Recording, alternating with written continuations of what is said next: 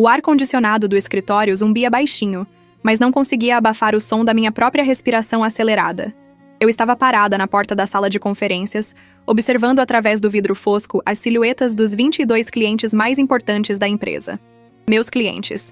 Pelo menos eram meus até uns 30 segundos atrás, quando Ricardo decidiu transformar minha vida profissional em destroços na frente de uma audiência ao vivo.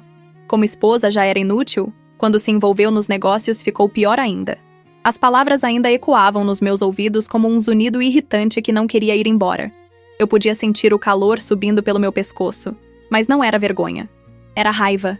Uma raiva gelada e calculada que vinha fermentando há meses, desde que comecei a notar as ligações sussurradas, os perfumes diferentes na camisa dele, as reuniões que sempre se estendiam até tarde demais. Empurrei a porta com mais força do que pretendia. Ela bateu contra a parede com um estrondo satisfatório que fez todos na sala se virarem. Ricardo estava em pé, na cabeceira da mesa, o laptop dele projetando números na tela branca atrás dele. Números que eu havia compilado. Relatórios que eu havia preparado. Estratégias que eu havia desenvolvido enquanto ele estava ocupado demais, trabalhando até tarde com Mariana. Ah, sim, Mariana. Ela estava lá também, é claro. Sentada à direita de Ricardo, na cadeira que costumava ser minha, usando um blazer vermelho que provavelmente custou mais do que eu gastava em roupas em 6 meses. Ela me olhou com aquele sorrisinho que eu vinha vendo nos últimos meses. Aquele que dizia claramente que ela já tinha ganhado. Você ainda está aqui?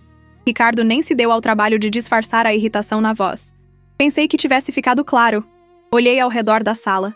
Reconheci cada rosto. A família Mendonça, donos de 3 redes de supermercados no interior. O Sr. Takahashi, que começou com um restaurante e agora tinha 15.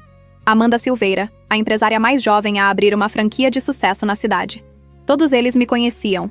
Haviam confiado em mim. Alguns até me procuraram especificamente porque queriam trabalhar comigo, não com Ricardo. Só vim pegar minhas coisas. Menti, mantendo a voz firme. Não precisa se preocupar com isso. Foi Mariana quem falou, cruzando as pernas com um movimento ensaiado. Já estou providenciando a remoção dos seus pertences. Aliás, já comecei a redecorar seu antigo escritório. Aquele papel de parede bege era deprimente. Senti algo se romper dentro de mim. Não era meu coração. Isso já estava quebrado havia tempo. Era algo mais profundo, mais primitivo. Era a última gota de paciência que eu tinha reservado para aquela situação toda. Meu escritório, repeti, saboreando cada palavra. Interessante que você use esse termo. Ricardo bufou, virando-se para os clientes com uma expressão que pedia desculpas pela minha existência. Desculpem o incômodo. Ela vai sair agora.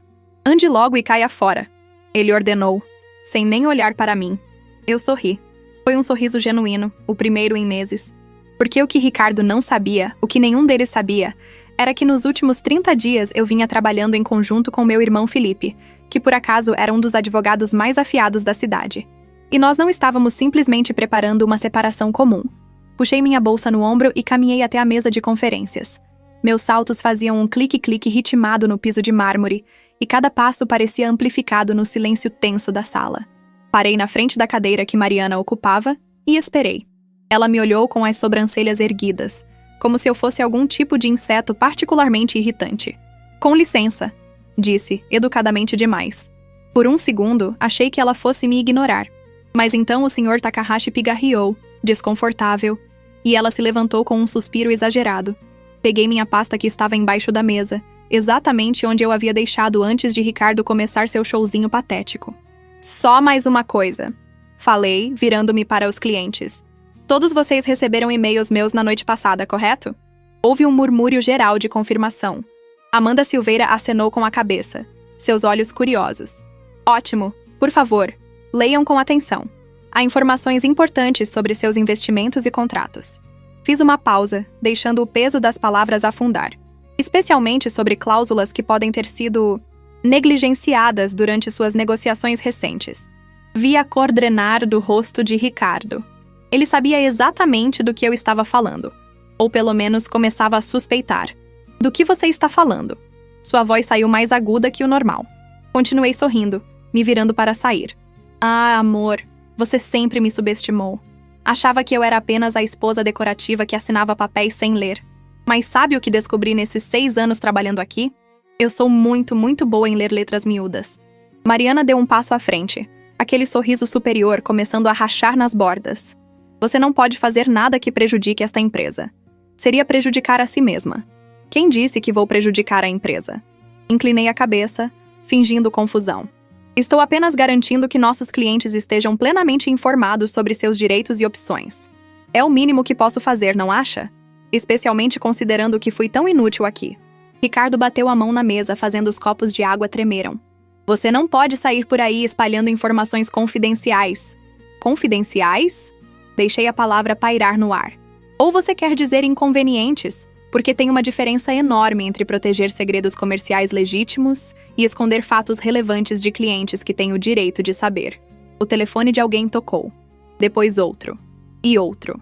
Em questão de segundos, metade da sala estava olhando para suas telas com expressões que variavam entre confusão e alarme crescente. Amanda foi a primeira a falar. Ricardo, isso aqui no e-mail da sua esposa... Ex-esposa? Ela diz que houve modificações não autorizadas no meu contrato de consultoria.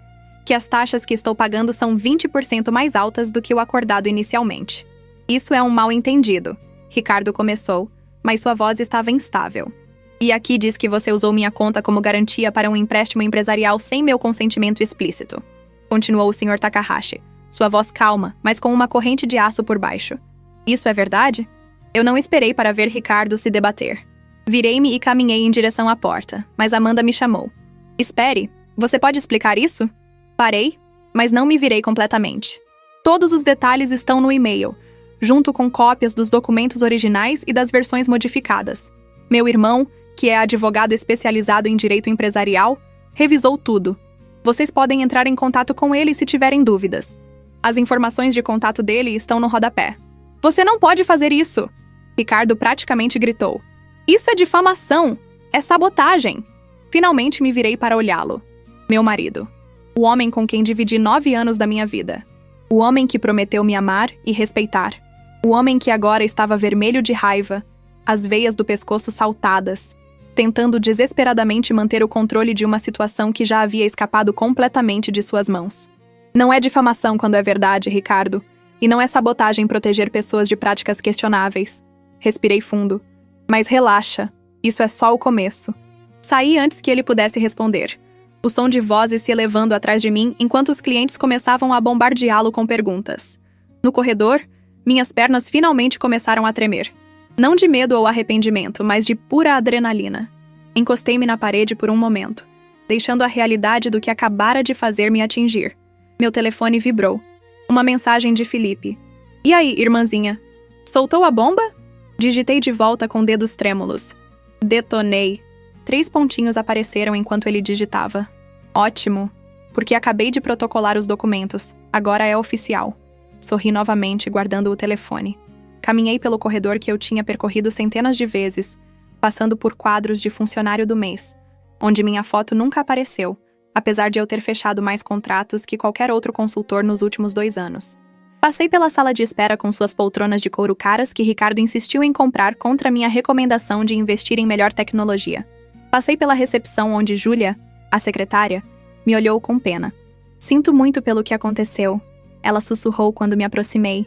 Não sinta, respondi, parando por um momento. Júlia, você recebeu meu e-mail também? Ela piscou surpresa. Recebi. Sobre meus direitos trabalhistas e as horas extras não pagas? Exatamente. Leia com atenção. E se precisar de ajuda, meu irmão pode orientá-la gratuitamente. Seus olhos se arregalaram. Obrigada! Obrigada! Acenei e continuei andando. Quando cheguei ao meu escritório, a porta estava aberta. Podia ver Mariana lá dentro, falando ao telefone enquanto examinava amostras de tecido para novas cortinas. Ela ainda não tinha ouvido o caos que estava se desdobrando na sala de conferências. Bati na porta aberta. Ela se virou, o telefone ainda colado na orelha, e me deu aquele olhar entediado. Já estou ocupada aqui, disse. Pode pegar suas coisas pessoais depois. Claro. Entrei mesmo assim, caminhando até minha mesa. Abri a gaveta de baixo e peguei a única foto que mantinha ali, uma de mim e minha mãe no dia da minha formatura. Mamãe tinha morrido 3 anos depois, mas não antes de me fazer prometer que nunca deixaria ninguém me diminuir. Desculpa ter falhado com você, mãe, murmurei, tocando o vidro da moldura. O quê? Mariana perguntou, desligando o telefone. Nada. Guardei a foto na bolsa. Aproveite o escritório enquanto pode. Ela riu. Aquele som estridente que provavelmente Ricardo achava charmoso. Enquanto posso. Querida, este escritório é meu agora. Assim como esta empresa será em breve. Você acha? Deixei a pergunta flutuar entre nós. Eu sei. Ricardo já está preparando os papéis para me tornar sócia majoritária. Sua participação será anulada no divórcio. Ah, doce e ingênua Mariana. Ela realmente acreditava nisso. Acreditava que Ricardo tinha o poder de simplesmente apagar minha existência da empresa que eu ajudei a construir. A empresa que, como descobri ao revisar cuidadosamente todos os documentos com Felipe, estava registrada de uma forma muito mais interessante do que Ricardo se lembrava. Boa sorte com isso, disse-me dirigindo à porta. Espere. Ela me chamou, e havia algo diferente em sua voz agora. Menos confiante. O que você quis dizer antes na sala de conferências? Sobre isso ser só o começo? Parei na soleira da porta e olhei por cima do ombro. Você vai descobrir. Todos vocês vão. Deixei o prédio com o sol da tarde batendo em meu rosto. Era um daqueles dias de outubro em que o calor finalmente começava a dar uma trégua, e havia uma brisa suave que mexia nas árvores ao longo da calçada. Inspirei profundamente, deixando o ar limpo encher meus pulmões. Meu carro estava estacionado na vaga de sempre, a mesma vaga que usei por 6 anos. Entrei e por um momento apenas sentei ali, mãos no volante, olhando para o prédio de vidro espelhado que tinha sido meu segundo lar por tanto tempo.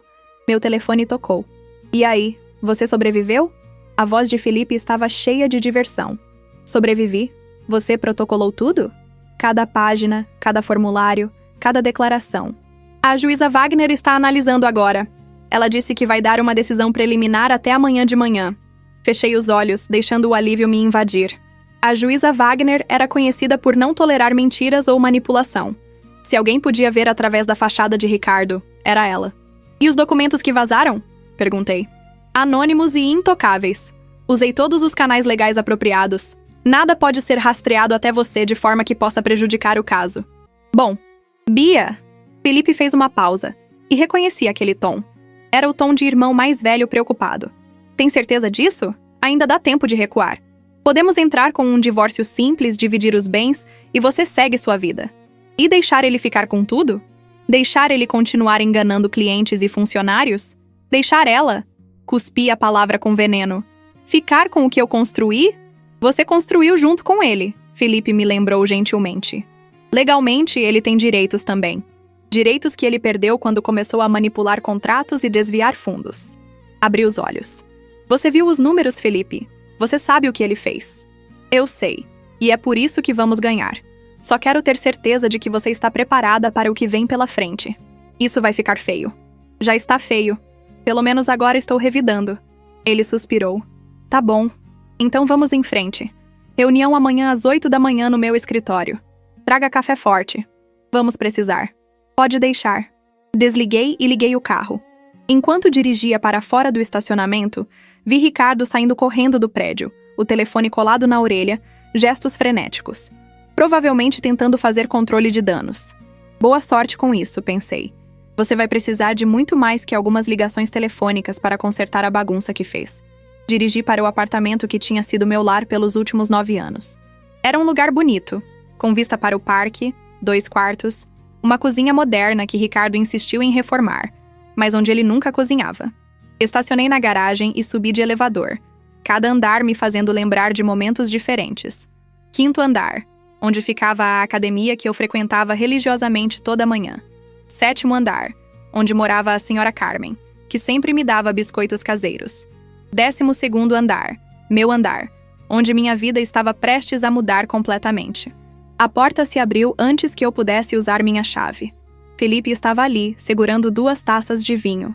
Achei que você precisaria disso. Entrei e peguei a taça, tomando um gole generoso. O vinho era bom, caro, provavelmente da coleção que Ricardo guardava para ocasiões especiais que nunca chegavam. Como você entrou aqui? Perguntei. Você me deu a chave na semana passada, lembra? Para caso precisasse pegar documentos quando você não estivesse. Ah, sim. A semana passada, quando ainda estávamos apenas planejando. Quando isso tudo ainda era teórico. Apenas um cenário de possibilidades. Agora era real. Terrivelmente, maravilhosamente real. Caminhei até a janela, olhando para o parque lá embaixo. Crianças brincavam no playground. Casais passeavam de mãos dadas, cachorros corriam livres, vida normal continuando, alheia ao pequeno terremoto que eu tinha acabado de desencadear. Ele vai tentar revidar, disse Felipe vindo ficar ao meu lado. Eu sei. Vai ficar feio. Ele vai tentar destruir sua reputação, dizer que você é louca, vingativa, que está mentindo. Eu sei. E a Mariana provavelmente vai ajudá-lo. Eles vão se apresentar como vítimas de uma ex-esposa desequilibrada. Felipe. Virei para olhá-lo. Eu. Sei. Ele estudou meu rosto por um longo momento. Você mudou. Mudei? A Bia que eu conhecia teria tentado salvar o casamento. Teria dado mais chances. Teria acreditado em desculpas. Tomei outro gole de vinho. Aquela Bia morreu na mesma noite em que encontrei Ricardo e Mariana no escritório dele, depois do expediente, em uma posição que não deixava dúvidas sobre o que estavam fazendo. Felipe fez uma careta. Você nunca me contou os detalhes. Porque não importam. O que importa é que naquela noite eu decidi que não seria mais a mulher que todos esperavam que eu fosse. Não seria mais a esposa compreensiva, a parceira de negócios invisível, a decoração bonita no braço dele em eventos sociais. E quem você decidiu ser? Sorri, e dessa vez foi um sorriso que tinha dentes. Alguém que ele vai se arrepender de ter subestimado. Meu telefone começou a tocar. Números desconhecidos, provavelmente clientes querendo respostas. Desliguei o som e joguei o aparelho no sofá. Você não vai atender? Felipe perguntou. Não esta noite. Esta noite eu vou tomar este vinho caríssimo. Vou pedir comida tailandesa e vou assistir aqueles filmes de ação ruins que Ricardo detestava. Agora sim está falando minha língua. Passamos a noite exatamente assim. Pad thai picante demais, vinho demais e explosões demais na TV. Por algumas horas consegui fingir que era apenas uma noite normal com meu irmão, sem toda a bomba relógio que eu tinha acabado de ativar. Mas quando Felipe foi embora e fiquei sozinha no apartamento silencioso, a realidade começou a se infiltrar novamente. Caminhei pelo espaço que tinha sido meu lar, tocando superfícies familiares. A mesa de jantar onde Ricardo e eu costumávamos fazer nossas refeições em silêncio. O sofá onde assistíamos TV sem realmente prestar atenção. A estante com livros que eu comprava, mas nunca tinha tempo de ler porque estava sempre trabalhando para construir o império dele. O quarto era o pior. A cama que compartilhamos, as roupas dele ainda no armário, o cheiro dele ainda impregnado nos lençóis. Peguei um travesseiro e o joguei no chão. Depois outro. E outro. Até que a cama estava vazia e eu estava sem fôlego, rindo e chorando ao mesmo tempo. Meu telefone vibrou com uma mensagem. Hesitei antes de olhar, mas a curiosidade venceu. Era de um número que eu não reconhecia. Você cometeu um grande erro. Gelei. Ricardo. Tinha que ser. Outro texto. Vai se arrepender disso. E outro. Quando eu terminar com você, não vai ter nada. Nada. Minhas mãos tremeram, mas não de medo.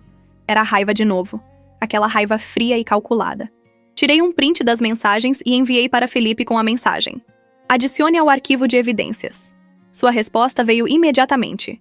Já no caminho. Isso é assédio, Bia. Podemos pedir uma ordem de restrição. Ainda não. Deixa ele cavar a própria cova. Bloqueei o número e joguei o telefone na cama destruída. Fui até o closet e comecei a tirar as roupas de Ricardo das cabides. Uma a uma, joguei no chão. Ternos caros, camisas sob medida, gravatas de seda. Tudo formando uma pilha patética no meio do quarto. Parei quando cheguei ao terno que ele usou no nosso casamento. Era cinza carvão, impecável, o mesmo que ele usava nas fotos que ainda estavam penduradas na parede da sala. Peguei o paletó e procurei no bolso interno, onde sabia que ele sempre guardava coisas. Encontrei um recibo. Jantar para 2 no Bela Vista, o restaurante mais caro da cidade. Data: 2 semanas atrás. Na mesma noite em que ele disse que tinha uma reunião importante com um cliente e chegou em casa às 2 da manhã cheirando a perfume caro. Fotografei o recibo e enviei para Felipe. Mais munição. Você é assustadora quando quer, ele respondeu. Me lembra a mamãe. Isso me fez sorrir. Mamãe teria adorado isso. Ela sempre disse que eu era forte demais para aceitar ser diminuída. Você tem o fogo do nosso sobrenome, ela costumava dizer. Não deixe ninguém apagá-lo. Bem, mãe, pensei, olhando para a bagunça do quarto. O fogo está bem aceso agora. Dormi na cama de hóspedes aquela noite, ou pelo menos tentei. Minha mente não parava de trabalhar, repassando cada detalhe do plano que Felipe e eu tínhamos arquitetado nas últimas semanas. Cada documento revisado, cada irregularidade encontrada, cada testemunha que concordou em falar. Porque não era só sobre o divórcio. Não era só sobre recuperar minha dignidade ou minha parte da empresa. era sobre justiça. Para mim, para os clientes que foram enganados, para os funcionários que foram explorados. Ricardo tinha construído um império sobre mentiras e manipulação, e eu estava prestes a derrubar cada peça dele. Às 3 da manhã, desisti de dormir e liguei meu laptop. Revisei os e-mails que tinha enviado para os clientes, certificando-me de que cada palavra estava correta, cada fato verificado. Não podia haver erros. Não podia haver brechas para Ricardo explorar. Abri uma planilha que vinha mantendo em segredo nos últimos meses. Cada transação questionável, cada contrato modificado, cada promessa quebrada. Estava tudo ali, documentado meticulosamente, esperando o momento certo. E esse momento tinha chegado. Às 5 da manhã, tomei um banho longo e quente, deixando a água lavar a exaustão. Me vesti com cuidado, escolhendo um tailleur azul marinho que sempre me fazia sentir poderosa. Prendi meu cabelo em um coque elegante e apliquei maquiagem apenas o suficiente para parecer desperta e confiante. Olhei para meu reflexo no espelho. A mulher que me encarava de volta era diferente daquela que tinha acordado há um mês, ainda acreditando que seu casamento podia ser salvo. Essa mulher tinha olhos mais frios, uma mandíbula mais firme, uma determinação que vinha de ter sido quebrada e decidir se reconstruir mais forte. Vamos nessa, disse para meu reflexo. Cheguei ao escritório de Felipe às 7h30, carregando um porta-copos com 4 cafés grandes e um saco de pães de queijo ainda quentes da padaria da esquina. A secretária dele, Carla, me cumprimentou com um sorriso caloroso. Ele está esperando você na sala de conferências. E trouxe companhia. Companhia. Entre e veja. Abri a porta da sala de conferências e encontrei Felipe sentado à mesa com outras 3 pessoas. Reconheci 2 delas. Doutora Marina Santos, uma das melhores advogadas tributaristas da cidade, e Paulo Ferreira, um investigador particular que tinha fama de nunca falhar em encontrar evidências. A terceira pessoa era uma mulher que eu não conhecia, talvez uns 50 anos, cabelos grisalhos cortados curtos, olhos perspicazes atrás de óculos de armação fina. Bia! Felipe se levantou.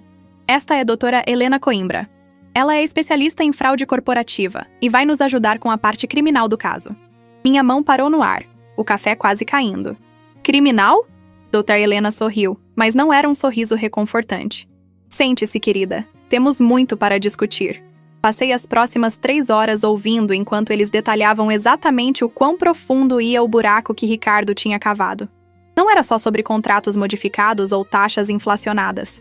Era sobre desvio de fundos, evasão fiscal, falsificação de documentos, crimes que podiam resultar em anos de prisão. Você não sabia de nada disso? Paulo perguntou em certo momento, seus olhos me estudando cuidadosamente. Se eu soubesse, você acha que teria ficado com ele por tanto tempo? Respondi, minha voz mais áspera que pretendia. Eu trabalhava com os clientes, gerenciava projetos. Ricardo cuidava da parte financeira.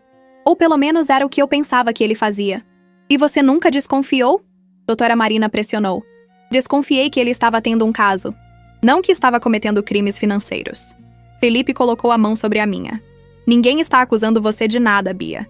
Estamos apenas tentando entender a extensão completa da situação.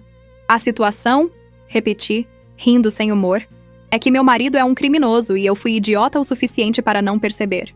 Você não é idiota, doutora Helena disse firmemente. Você é uma vítima. Ele manipulou você tanto quanto manipulou os clientes e funcionários. A diferença é que você teve a coragem de fazer algo a respeito. Olhei para ela. Essa mulher que acabara de conhecer, mas que parecia entender exatamente o que eu estava passando. E agora? Agora. Felipe abriu uma pasta grossa. Nós preparamos você para a guerra.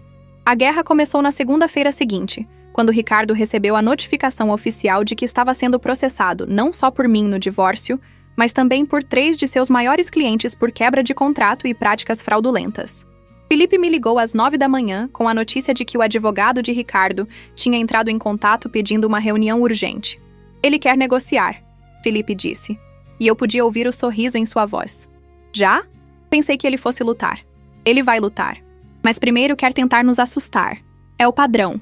Ameaça, intimidação, tentativa de acordo por migalhas. E o que fazemos? Você quer ir à reunião ou prefere que eu cuide disso? Pensei por um momento. A Bia de um mês atrás teria deixado Felipe resolver tudo. Teria ficado em casa, ansiosa e com medo de confronto. Mas eu não era mais aquela Bia. Eu vou. Quero olhar nos olhos dele. A reunião estava marcada para as 3 da tarde em um escritório neutro no centro da cidade. Cheguei 15 minutos adiantada, usando um vestido preto justo com um blazer estruturado que tinha comprado especialmente para a ocasião. Queria parecer séria, profissional, intocável. Felipe já estava lá, conversando com doutora Helena em voz baixa. Eles pararam quando me viram e Felipe assentiu aprovadoramente. Você está linda e assustadora. Perfeito.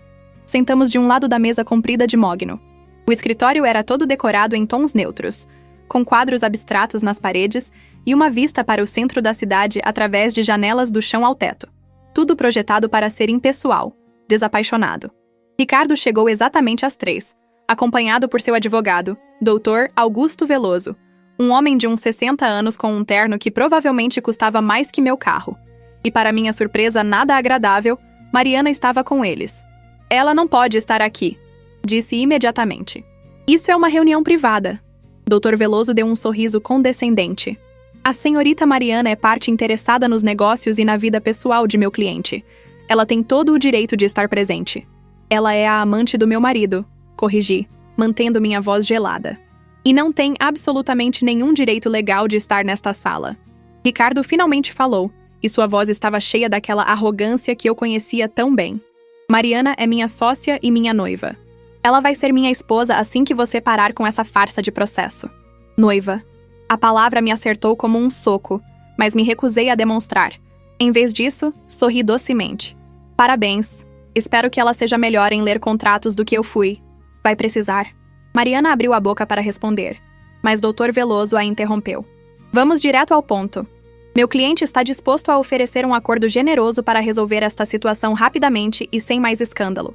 Felipe se recostou na cadeira, cruzando os braços. Estamos ouvindo. Dr. Veloso deslizou uma pasta através da mesa. 400 mil reais, pagos em parcela única, em troca do divórcio sem contestação e sua renúncia a qualquer participação na empresa. Além disso, meu cliente exige que você assine um acordo de confidencialidade, impedindo-a de falar sobre qualquer aspecto dos negócios ou do casamento. Olhei para a pasta como se fosse uma cobra venenosa. 400 mil. É uma oferta mais do que justa, Dr. Veloso continuou. Considerando que você não investiu capital inicial na empresa e que sua contribuição foi, vamos dizer, limitada. Limitada, repeti, sentindo a raiva começar a ferver. Trabalhei 80 horas por semana pelos últimos 6 anos. Trouxe 3/4 dos clientes que mantêm essa empresa funcionando. Desenvolvi todos os sistemas de gestão que vocês ainda usam, mas minha contribuição foi limitada. Ricardo bufou. Você fez seu trabalho. Foi paga por isso. Não te dá direito de propriedade. Engraçado, Felipe interveio, sua voz calma, mas cortante. Porque os documentos de incorporação da empresa dizem algo diferente. Quer que eu leia a parte onde minha irmã está listada como cofundadora e detentora de 45% das ações? Vi a cor drenar do rosto de Ricardo. Isso foi um erro de papelada. Nunca foi oficializado. Foi sim. Doutora. Helena falou pela primeira vez, empurrando uma pilha de documentos através da mesa. Registrado no cartório em 2019, com ambas as assinaturas autenticadas. E antes que você tente alegar que sua cliente assinou sem saber, temos e-mails de você mesmo explicando a estrutura societária e os benefícios fiscais desse arranjo. Dr. Veloso pegou os documentos e começou a folheá-los, seu rosto ficando cada vez mais sério. Ricardo estava branco agora, as mãos apertadas em punhos sobre a mesa. Isso não muda nada, ele disse, mas sua voz vacilou. Ela ainda não tem direito a destruir minha reputação espalhando mentiras para os clientes. Mentiras? Peguei minha própria pasta e comecei a tirar documentos, colocando-os na mesa um por um. Aqui está o contrato original da família Mendonça. E aqui está a versão que eles assinaram, com as taxas 20% mais altas. Aqui está o acordo de empréstimo usando a conta do Sr. Takahashi como garantia sem autorização dele. Aqui estão os e-mails onde você instruiu a contabilidade a ajustar os números do trimestre. Cada documento que eu colocava na mesa fazia Ricardo encolher um pouco mais. Mariana estava olhando para ele com uma expressão que oscilava entre choque e dúvida. Você disse que ela estava mentindo, Mariana murmurou. Disse que ela era uma ex-esposa amarga inventando coisas. Ela está inventando, Ricardo respondeu, mas não soou convincente nem para ele mesmo. Então explique isso, disse, colocando mais um documento na mesa. Transferência de 150 mil reais da conta comercial para uma conta pessoal em seu nome. Mesma semana em que você comprou aquele Rolex que está usando agora. Mariana olhou para o relógio no pulso de Ricardo. E algo mudou em sua expressão. Isso foi um bônus. Ricardo começou. Que você se deu. Sem aprovação do conselho, sem documentação apropriada. Enquanto dizia aos funcionários que não havia dinheiro para aumentos esse ano. Olhei diretamente para ele. Quer que eu continue? Porque tenho mais. Muito mais. Dr. Veloso limpou a garganta. Precisamos de um momento privado com nosso cliente. Claro, Felipe concordou já se levantando. Estaremos na sala ao lado. Vocês têm 20 minutos. Saímos e fomos para uma salinha menor do outro lado do corredor. Assim que a porta se fechou, deixei meu corpo relaxar contra a parede, as pernas tremendo. Você foi incrível, Felipe disse, passando o braço pelos meus ombros. Eu quero vomitar. Mas você não vai, porque você é mais forte que isso. Doutora Helena me ofereceu uma garrafa de água. E por que ainda não terminamos? Tomei um gole longo de água, tentando acalmar meu estômago revirado. Vocês acham que ele vai aceitar um acordo melhor? Não, doutora Helena disse francamente. Homens como Ricardo não aceitam a derrota facilmente. Ele vai tentar arrastar isso, vai tentar nos cansar, vai tentar encontrar alguma forma de virar o jogo. Mas ele não pode, pode? Ouvi o tom de súplica em minha própria voz e odiei isso. Não se mantivermos o curso, Felipe garantiu. Temos evidências demais. Mas, Bia, você precisa estar preparada. Ele vai tentar te destruir de outras formas. Sua reputação, seus relacionamentos, sua saúde mental.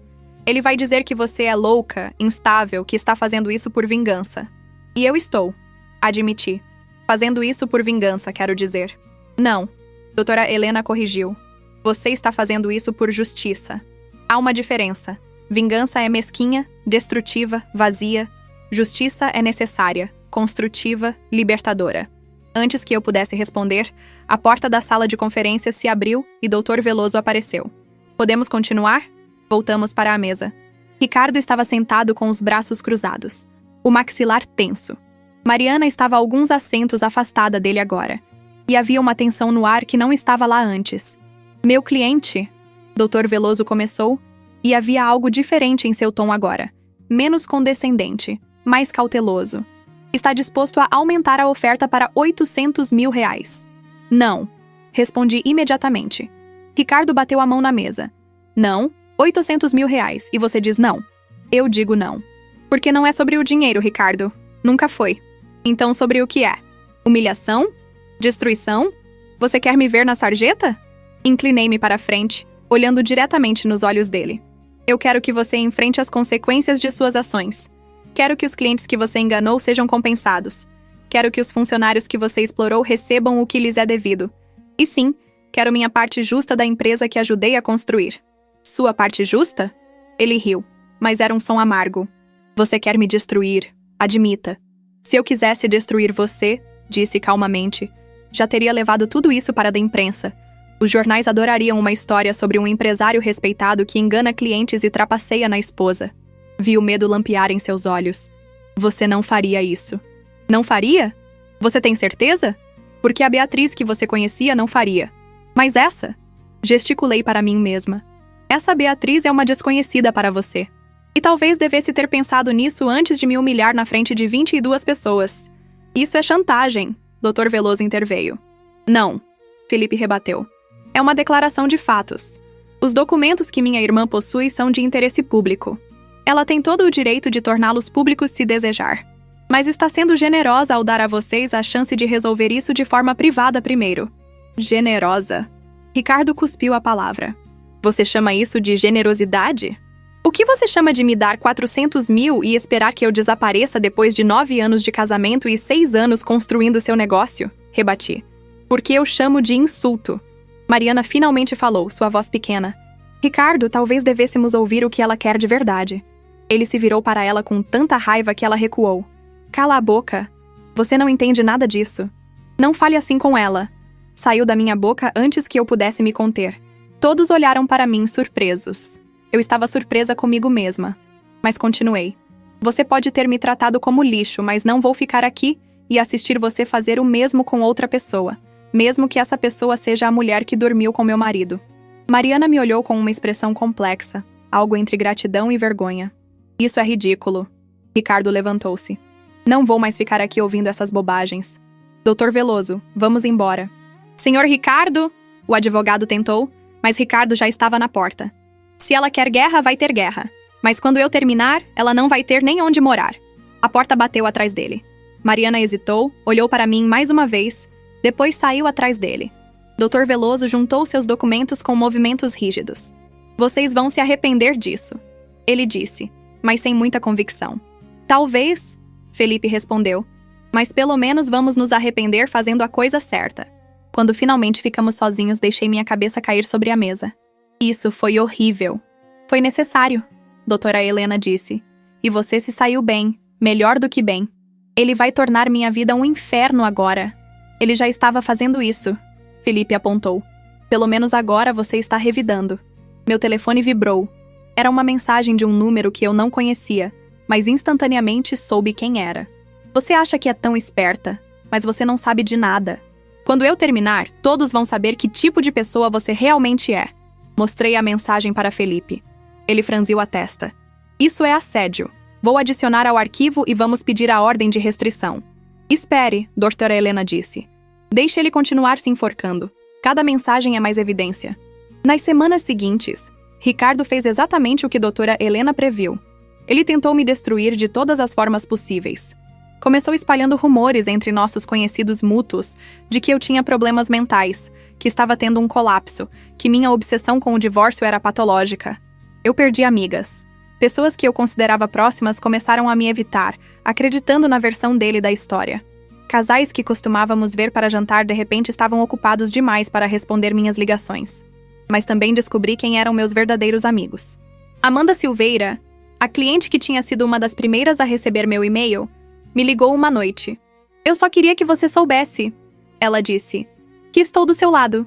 O que Ricardo fez comigo, com meu dinheiro, com minha confiança, é imperdoável. E o que ele está fazendo com você agora é nojento. Obrigada, consegui dizer, minha voz embargada. Mais que isso, quero testemunhar. Se você precisar de alguém para falar em tribunal sobre as práticas dele, eu falo. Você faria isso? Bia, você me ajudou a construir meu negócio quando ninguém mais acreditava em mim. Você ficava até tarde comigo revisando planos de negócios, me dava conselhos, me encorajava quando eu queria desistir. E agora descubro que enquanto você fazia isso, seu marido estava me roubando? Sim, eu vou testemunhar. Chorei depois daquela ligação. Chorei de alívio, de gratidão, de uma esperança frágil de que talvez, só talvez, as coisas pudessem ficar bem no final. Outros clientes seguiram o exemplo de Amanda. O Sr. Takahashi me convidou para almoçar e me ofereceu não apenas testemunhar, mas também me dar uma carta de recomendação quando tudo acabasse. Você tem talento, ele disse, seus olhos gentis atrás dos óculos. Talento demais para deixar um homem pequeno como Ricardo definir sua carreira. Eu não sei se vou continuar nessa área, admiti. Depois de tudo isso? Exatamente por causa de tudo isso você deve continuar. Mostre a eles que você é mais do que a ex-esposa de Ricardo. Mostre que você é uma profissional excelente que foi explorada por um sócio desonesto. As palavras dele ficaram comigo. Comecei a pensar sobre o que faria depois que tudo terminasse. Por que ia terminar de um jeito ou de outro? A questão era, quem eu seria quando a poeira baixasse? Um mês depois da reunião desastrosa, recebi uma ligação de Felipe às 6 da manhã. Atendi com o coração disparado, esperando más notícias. A juíza Wagner quer nos ver. Hoje às 10. Isso é bom ou ruim? Não sei. Mas ela pediu que Ricardo e seus advogados também estivessem presentes. Pode ser a decisão preliminar sobre a divisão de bens. Cheguei ao tribunal com 40 minutos de antecedência. Incapaz de ficar em casa esperando. O prédio era imponente. Todo em pedra cinza. Com colunas altas e uma atmosfera de peso e seriedade que fazia meu estômago revirar. Felipe me encontrou nos degraus da frente. Você está pálida. Estou apavorada. Isso é normal. Mas lembre-se, não importa o que aconteça hoje, é só uma etapa. O processo continua. Subimos juntos para a sala de audiências. Ricardo já estava lá com o Dr. Veloso, mas Mariana não estava presente. Ele me olhou com tanto ódio que senti fisicamente como uma onda de calor nauseante. A juíza Wagner entrou pontualmente às 10. Ela era uma mulher baixa, talvez 1,50 m, mas sua presença enchia a sala. Cabelos grisalhos presos em um coque apertado, olhos escuros e penetrantes que pareciam ver através de qualquer mentira. Sentem-se, ela ordenou, e todos obedecemos imediatamente. Ela folheou alguns documentos por um momento que pareceu durar uma eternidade. Finalmente olhou para cima. Este é um dos casos mais complicados que já vi, começou. E um dos mais perturbadores. Revisei todas as evidências apresentadas por ambas as partes, e preciso dizer que estou profundamente preocupada com o que encontrei. Meu coração estava batendo tão forte que achei que todos na sala podiam ouvir. Senhor Ricardo, ela continuou. As acusações contra você são sérias. Desvio de fundos, fraude contratual, evasão fiscal. Estas são questões criminais, não apenas civis. Vossa Excelência, Dr. Veloso começou. Meu cliente nega veementemente todas essas acusações e... Eu não terminei. A juíza cortou. E ele se calou imediatamente. Revisei os documentos bancários, os contratos originais, versus as versões modificadas, os testemunhos dos clientes. A evidência é substancial. Arrisquei um olhar para Ricardo. Ele estava sentado muito reto, as mãos entrelaçadas com tanta força que os nós dos dedos estavam brancos. Portanto, a juíza continuou. Estou concedendo uma ordem preliminar congelando todos os ativos empresariais até que uma auditoria completa possa ser realizada. Isso inclui contas bancárias, investimentos, propriedades vinculadas à empresa. Vossa Excelência, isso vai destruir o negócio, Dr. Veloso protestou. Deveria ter pensado nisso antes de modificar contratos de clientes sem autorização, ela retrucou. Além disso, estou concedendo à senhora Beatriz uma ordem de restrição temporária contra o senhor Ricardo. Ele deve manter uma distância mínima de 100 metros dela em todos os momentos, exceto em procedimentos legais supervisionados. Com que base? Ricardo finalmente falou, sua voz aguda. A juíza pegou um papel. Com base nestas 15 mensagens de texto ameaçadoras que você enviou para sua esposa nas últimas 3 semanas. Algumas das quais incluem linguagem que eu consideraria ameaças diretas de violência. Eu nunca encostaria um dedo nela. E você não vai ter a chance. A ordem de restrição está concedida. Ela olhou para mim. Senhora Beatriz, quanto à divisão preliminar de bens, estou determinando que você tem direito a permanecer no apartamento conjugal até que uma decisão final seja tomada.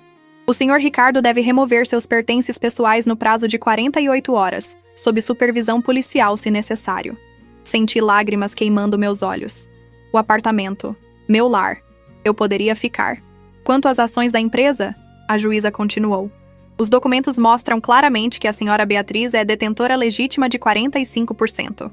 Até que a auditoria seja concluída e possamos determinar o valor real da empresa livre de irregularidades financeiras. Essas ações permanecem intocadas. Isso é absurdo. Ricardo levantou-se. Ela vai destruir tudo o que construir. Sente-se, senhor Ricardo. A juíza ordenou. E sua voz tinha um tom de aço que não admitia discussão. Você construiu seu império sobre práticas questionáveis e trapaça. Se ele desmoronar, só tem você mesmo para culpar. Ricardo sentou, mas estava tremendo de raiva. Há mais uma coisa, a juíza disse, e algo em seu tom fez todo mundo prestar atenção. Revisei o pedido da senhora Beatriz para acesso aos arquivos completos da empresa. Esse acesso está concedido. Senhor Ricardo, você tem 72 horas para fornecer todos os documentos solicitados ou enfrentará acusações de desacato ao tribunal. Dr. Veloso parecia que ia desmaiar. Vossa Excelência, isso são milhares de documentos. É impossível compilar tudo em 72 horas. Então sugiro que comece agora. Ela bateu o martelo. Próxima audiência em 30 dias. Estamos encerrados.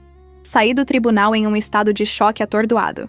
Felipe estava radiante, falando animadamente com doutora Helena sobre os próximos passos, mas eu mal conseguia processar suas palavras. Bia? Bia, você está bem? Felipe tocou meu ombro. Eu ganhei, murmurei. Pelo menos por agora. Eu ganhei. Você ganhou. Ele confirmou, me puxando para um abraço. E isso é só o começo. Mas quando estávamos descendo os degraus do tribunal, vi Ricardo e Dr. Veloso do outro lado da rua. Ricardo estava gritando com o advogado, gestos selvagens, completamente fora de controle. Dr. Veloso tentava acalmá-lo, mas era inútil. Então Ricardo olhou para cima e me viu. Nossos olhos se encontraram através da distância, e a expressão em seu rosto me gelou até os ossos. Não era apenas raiva. Era ódio puro, destilado, perigoso. Felipe! Disse baixinho. Eu acho que acabamos de fazer as coisas ficarem muito, muito piores. As 72 horas que a juíza Wagner deu a Ricardo para entregar os documentos passaram em uma névoa de tensão e preparação. Felipe e doutora Helena montaram uma verdadeira operação de guerra no escritório dele, contratando 3 contadores forenses e 2 analistas de dados para revisar tudo assim que os documentos chegassem. Eu, por outro lado, passei essas horas no apartamento, observando Ricardo embalar suas coisas sob o olhar vigilante de um policial. Ele não falou comigo, não me olhou nos olhos nenhuma vez. Simplesmente jogava suas roupas em malas com movimentos bruscos e raivosos, quebrando algumas coisas no processo. "Cuidado com o vaso!" Avisei quando ele passou perto da mesinha lateral onde ficava um vaso de cerâmica, que tinha sido da minha avó. Ele parou, olhou para o vaso e por um momento terrível pensei que ele fosse quebrá-lo de propósito. Mas o policial deu um passo à frente e Ricardo simplesmente seguiu em frente. Quando ele finalmente saiu, carregando a última mala, o apartamento parecia maior, mais vazio, mas também mais leve. Como se a presença dele tivesse sido um peso que eu não percebia estar carregando até que desaparecesse. Fechei a porta e encostei nela, deixando meu corpo escorregar até o chão. Fiquei ali sentada por um tempo indeterminado, apenas respirando, processando o fato de que aquele espaço era meu agora. Pelo menos por enquanto. Meu telefone tocou. Era Felipe. "Os documentos chegaram", ele disse, e havia algo estranho em sua voz. "Bia, você precisa vir aqui, agora." "O que aconteceu?" "Só venha, por favor." Dirigi até o escritório dele com o coração na garganta. O que quer que fosse era sério. Felipe não usava esse tom a menos que fosse muito sério. Quando cheguei, encontrei a sala de conferências transformada em algo que parecia um bunker de investigação criminal. Havia documentos espalhados por todas as superfícies, quadros brancos cobertos de diagramas e cronogramas, laptops abertos mostrando planilhas complexas. Felipe estava em pé na frente de um quadro branco, uma caneta na mão, o rosto pálido. Doutora Helena estava sentada à mesa, folheando um documento grosso com expressão sombria. Os 3 contadores forenses estavam agrupados ao redor de um laptop, falando em voz baixa. "O que está acontecendo?" perguntei. Felipe se virou para mim. "Bia, senta. Só me conta. Senta primeiro." Sentei, minha mente correndo por 1000 possibilidades terríveis. "Felipe, você está me assustando." "Com razão." Ele colocou a caneta sobre a mesa e veio sentar ao meu lado. Quando começamos a revisar os documentos que Ricardo enviou, esperávamos encontrar evidências das fraudes que já conhecíamos. As modificações de contrato, os desvios pequenos, talvez alguma evasão fiscal. E encontramos algo muito, muito pior. Doutora Helena empurrou o documento grosso na minha direção. "Isso aqui é um esquema de lavagem de dinheiro que vem operando há pelo menos 4 anos. Senti o sangue drenar do meu rosto. Lavagem de dinheiro? Ricardo estava usando a empresa como fachada para lavar dinheiro de origem desconhecida. Milhões de reais passando por contas fantasmas, investimentos falsos, clientes que não existem. Felipe apontou para o quadro branco onde havia um diagrama complexo de setas e caixas. "Não é só crime financeiro comum, Bia. Isso é crime organizado." "Não", murmurei balançando a cabeça. "Não, não pode ser. Ricardo é muitas coisas, mas ele não é um criminoso?" Doutora Helena terminou por mim. "Eu sei que é difícil aceitar, mas as evidências estão todas aqui. Transferências internacionais suspeitas, empresas de fachada em paraísos fiscais, movimentações que não fazem nenhum sentido comercial legítimo." Um dos contadores se aproximou. "Senhora Beatriz, preciso fazer algumas perguntas. Você tinha conhecimento de qualquer transação internacional que a empresa realizava?" "Algumas. Ricardo dizia que eram investimentos em expansão para outros mercados." "E você revisou os documentos dessas transações?" "Não. Ele disse que eram muito técnicos, que eram questões tributárias complexas, que eu não precisava me preocupar com isso." O contador trocou um olhar significativo com os colegas. Essas questões tributárias complexas eram, na verdade, uma rede elaborada de transferências circulares projetadas para obscurecer a origem dos fundos. Senti náusea subindo pela minha garganta. "Vocês estão dizendo que eu era cúmplice? Que vão me prender também?" "Não", Felipe disse firmemente. "Você não sabia. Temos provas disso. Os e-mails mostram que Ricardo deliberadamente te manteve fora desse aspecto dos negócios. Você era responsável pelos clientes, pelas operações do dia a dia. Ele controlava as finanças sozinho. Mas eu assinei documentos, declarações fiscais, relatórios anuais, que ele preparou e te apresentou para assinatura como esposa e sócia." Doutora Helena completou. "Você foi enganada, Beatriz.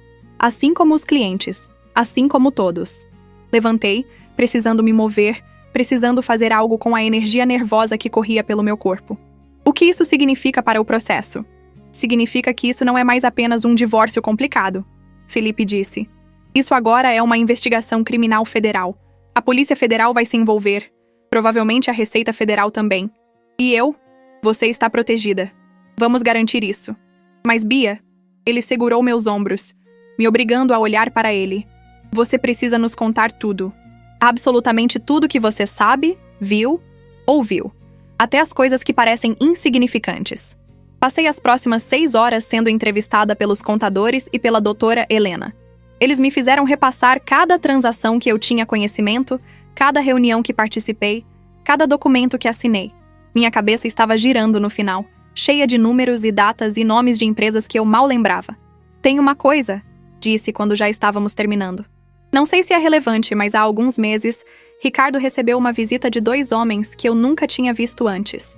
Eles se reuniram no escritório dele com a porta fechada por horas. Quando saíram, Ricardo estava diferente, nervoso. Ele ficou olhando pela janela por muito tempo depois que eles foram embora. Você sabe os nomes desses homens? Perguntou a doutora Helena. Não, mas eu poderia reconhecê-los se visse fotos. Ela acenou. Vamos trabalhar nisso. Mais alguma coisa? Pensei por um momento. Depois daquela reunião, Ricardo começou a viajar mais. São Paulo, Rio, até Brasília algumas vezes. Ele dizia que eram para prospectar novos clientes, mas nunca trouxe nenhum cliente novo dessas viagens. Os contadores trocaram olhares. Que período foi esse? Começou em março deste ano. As viagens se tornaram mais frequentes a partir de maio. Isso coincide com um aumento significativo nas transferências internacionais. Um dos contadores disse, apontando para uma planilha.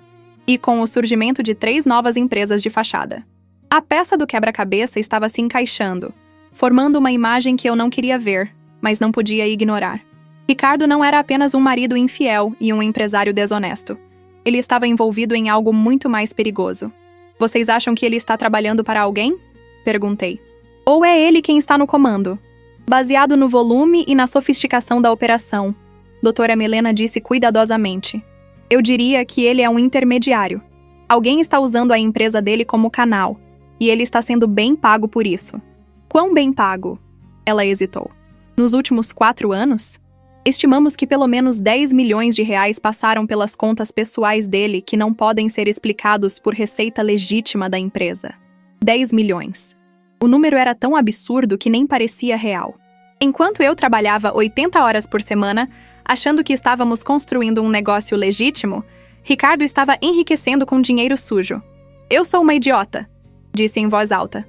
Não, Felipe disse com firmeza. Você é uma vítima. Há uma diferença. Não me sinto como uma vítima. Me sinto como uma tola. Beatriz! Doutora Helena se inclinou para a frente. Homens como Ricardo são especialistas em manipulação. Eles constroem fachadas convincentes, contam mentiras plausíveis, fazem você questionar sua própria percepção. Isso não é sua culpa. Então de quem é? Dele. Apenas dele. Saí do escritório de Felipe quando o céu já estava escuro. As ruas estavam cheias de pessoas voltando para casa depois de um dia de trabalho normal, vivendo vidas normais, sem saber que a mulher passando por eles estava no meio de um pesadelo que parecia não ter fim. Quando cheguei ao apartamento, as luzes estavam apagadas. Tinha esquecido de deixá-las acesas antes de sair. O espaço vazio e escuro de repente parecia ameaçador. Acendi todas as luzes, verifiquei todos os cômodos, tranquei todas as portas e janelas. Então liguei para o único número que sabia que me faria sentir melhor. Oi, filha. A voz do meu pai soou cansada, mas calorosa. Oi, pai. Você está bem? Sua voz está estranha. Comecei a chorar. Não consegui me segurar. Tudo que tinha segurado durante as entrevistas, durante a fachada corajosa que mantive, saiu em soluços incontroláveis. Beatriz? Bia, o que aconteceu? Eu preciso de você, pai. Preciso muito. Estou indo. Fica aí. Estou saindo agora. Meu pai morava a 40 minutos de distância, mas chegou em 25. Quando abri a porta e o vi ali, com seu rosto preocupado e seus braços abertos, finalmente me permiti ser a criança assustada que estava me sentindo por dentro. Ele me abraçou enquanto eu chorava, acariciando meus cabelos como fazia quando eu era pequena e tinha pesadelos. Não fez perguntas, não exigiu explicações, apenas me segurou até que as lágrimas parassem. Vem, Ele disse finalmente, me guiando até o sofá. Me conta tudo. E eu contei. Não os detalhes técnicos da lavagem de dinheiro ou as complexidades legais, mas o essencial. Que meu marido não era quem eu pensava que era. Que meu casamento tinha sido uma mentira. Que minha vida inteira dos últimos 9 anos tinha sido construída sobre uma fundação de engano.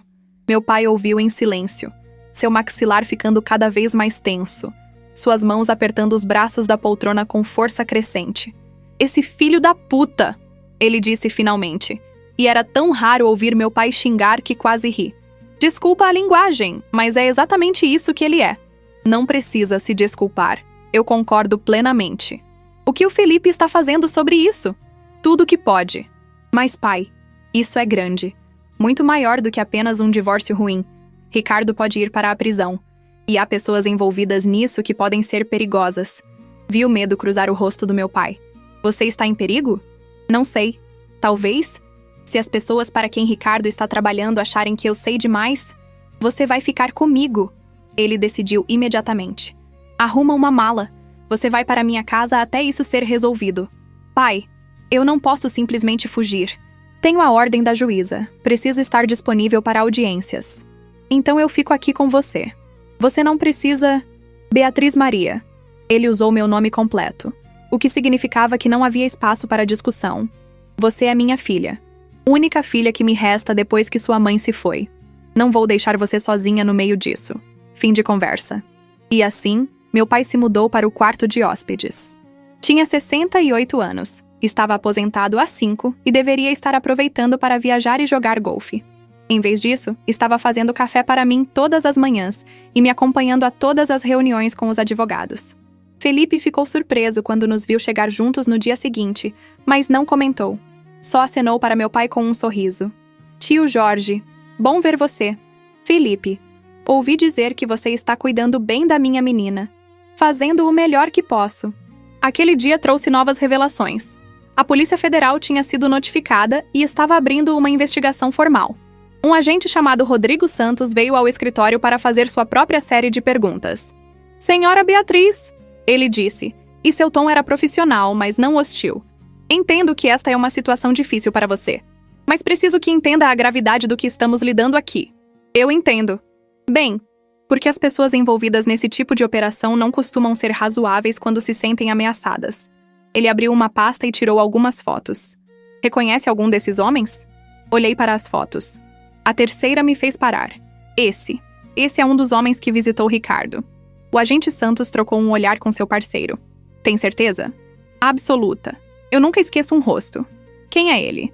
Marcelo Viana, conhecido por várias autoridades como operador financeiro para organizações criminosas. Se ele estava se reunindo com seu marido, isso confirma nossas suspeitas mais graves. Senti meu pai apertar minha mão. O que isso significa para a Beatriz? Significa que ela precisa ser cuidadosa. Muito cuidadosa. O agente olhou diretamente para mim. Essas pessoas não gostam de testemunhas. E você, senhora Beatriz, é agora oficialmente uma testemunha-chave. Ela vai ter proteção? Meu pai perguntou. Vamos providenciar segurança, sim. Mas também recomendo que ela tome precauções. Varie suas rotas. Não saia sozinha à noite. Mantenha seu telefone sempre carregado. Isso é real, murmurei. Isso é realmente acontecendo. Infelizmente, sim, o agente confirmou. Mas vamos protegê-la. Você tem minha palavra. Depois que a Polícia Federal foi embora, sentei em silêncio processando tudo. Proteção policial. Organizações criminosas. Testemunha-chave. Palavras que você vê em filmes e programas de TV, não na sua própria vida. Bia, Felipe tocou meu ombro. Você está segurando bem? Não sei. Pergunte-me amanhã. Justo. Ele puxou uma cadeira. Olha, eu sei que isso está ficando muito maior e mais assustador do que qualquer um de nós imaginou. Se você quiser recuar, se você quiser apenas aceitar um acordo de divórcio rápido e sair disso... Não. Não. Não. Porque se eu recuar agora, essas pessoas continuam fazendo o que fazem. Ricardo continua usando empresas legítimas como fachada. Outras pessoas são enganadas, usadas, prejudicadas. Olhei para ele. Você disse que isso era sobre justiça, não vingança. Bem, a justiça não para só porque ficou assustador. Felipe sorriu, e havia orgulho naquele sorriso. Mamãe estaria tão orgulhosa de você agora. Acha? Tenho certeza. Aquela noite, não consegui dormir. Fiquei deitada no escuro, olhando para o teto, minha mente girando com tudo que tinha descoberto. Em algum ponto da madrugada, levantei e fui para o escritório que tinha montado no segundo quarto. Liguei meu laptop e comecei a escrever. Não um e-mail, não um documento legal, mas um diário. Tudo o que estava sentindo, tudo o que estava pensando, cada pedaço de raiva e medo e determinação. Escrevi sobre o dia em que conheci Ricardo, como ele parecia perfeito, atencioso, ambicioso. Escrevi sobre nosso casamento, sobre como lentamente a atenção se transformou em controle, a ambição em ganância. Escrevi sobre encontrá-lo com Mariana, sobre a humilhação pública, sobre decidir lutar.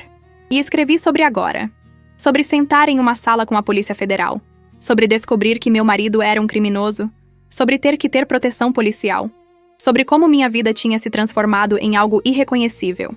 Quando terminei, o sol estava nascendo. Salvei o arquivo, criptografei e o guardei em um drive nas nuvens. Não sabia o que faria com aquilo eventualmente, mas sentia que era importante documentar.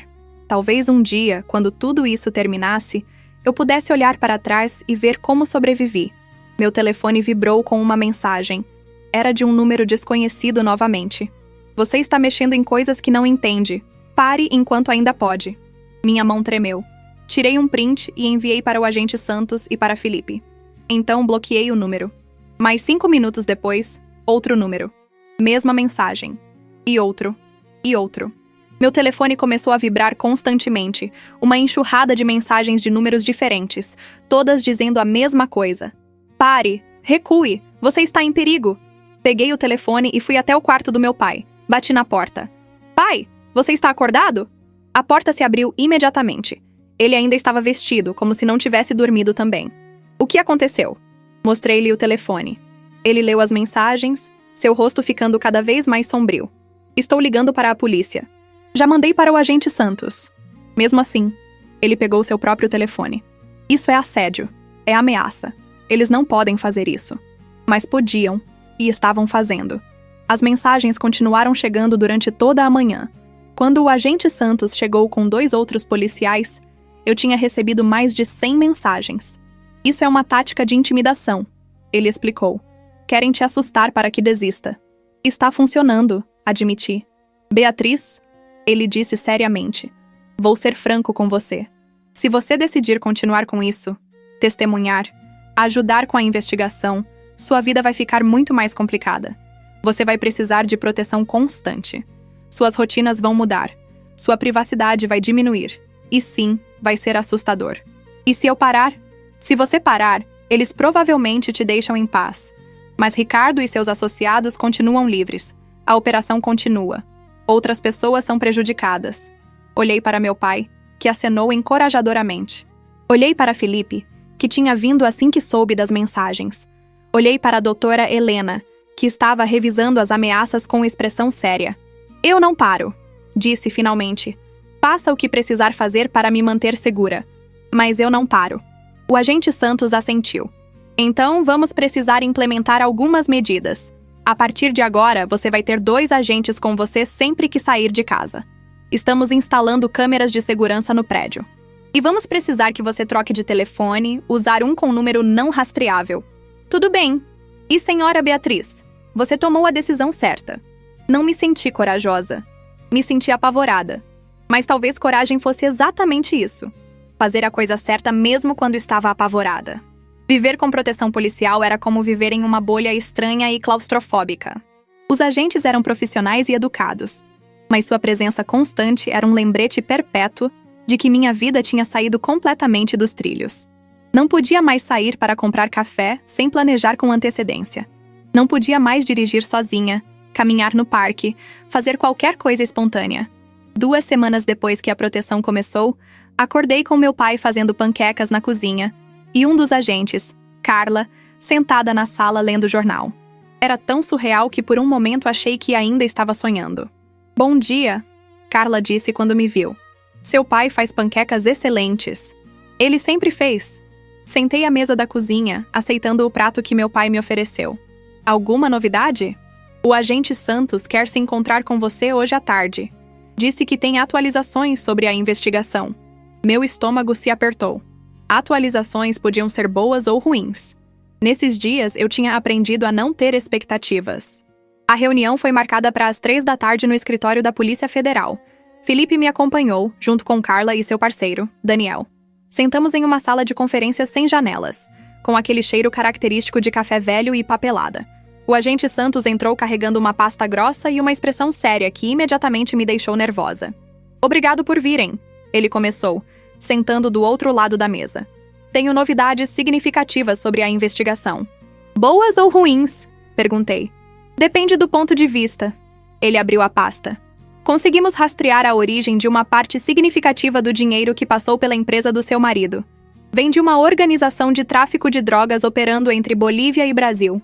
O silêncio que se seguiu foi ensurdecedor. Tráfico de drogas. As palavras pareciam irreais, como algo de um filme ruim. "Vocês têm certeza?", Felipe perguntou. "Absoluta. Os números batam, as rotas coincidem, temos testemunhas que confirmam." O agente olhou para mim. "Seu marido estava lavando dinheiro do tráfico, senhora Beatriz. E não eram quantias pequenas. Estamos falando de milhões." "Jesus", murmurei. "Tem mais. Conseguimos um mandado para interceptar as comunicações do Ricardo. Nas últimas 48 horas, ele teve contato com pelo menos 5 indivíduos conhecidos por nós como operadores dessas organizações." "Ele sabe que vocês estão investigando?" "Provavelmente sim. Por isso ele está se movimentando, tentando cobrir rastros, apagar evidências." O agente fez uma pausa. "E por isso você precisa ser ainda mais cuidadosa. Pessoas desesperadas fazem coisas desesperadas. Você acha que ele tentaria me machucar?" Não consegui manter o tremor da minha voz. "Honestamente? Não sei. O Ricardo que conhecemos dos autos parece ser um homem que se importa muito com sua própria pele. Mas as pessoas com quem ele está envolvido? Essas não hesitariam." Meu pai, que tinha estado silencioso até então, finalmente falou. "Vocês vão prendê-lo? Estamos construindo o caso. Queremos ter tudo absolutamente hermético antes de fazer qualquer movimento. Uma prisão prematura poderia assustar os peixes maiores." "Então minha filha continua em perigo enquanto vocês constroem o caso?" Havia raiva na voz do meu pai. "Seu Severino, eu entendo sua frustração. Mas se prendermos Ricardo agora sem evidência suficiente, ele pode sair em liberdade e desaparecer. Ou pior, as pessoas acima dele na cadeia podem ver isso como um risco e tomar medidas permanentes." A implicação pairou no ar como uma nuvem tóxica. Ricardo podia se tornar um alvo também. "Quanto tempo até terem o que precisam?", Felipe perguntou. "Semanas, talvez um mês. Estamos trabalhando o mais rápido possível." Saí daquela reunião sentindo o peso do mundo nos meus ombros. No carro a caminho de casa, olhei pela janela as pessoas nas ruas, vivendo suas vidas normais, e me perguntei como tinha chegado a esse ponto.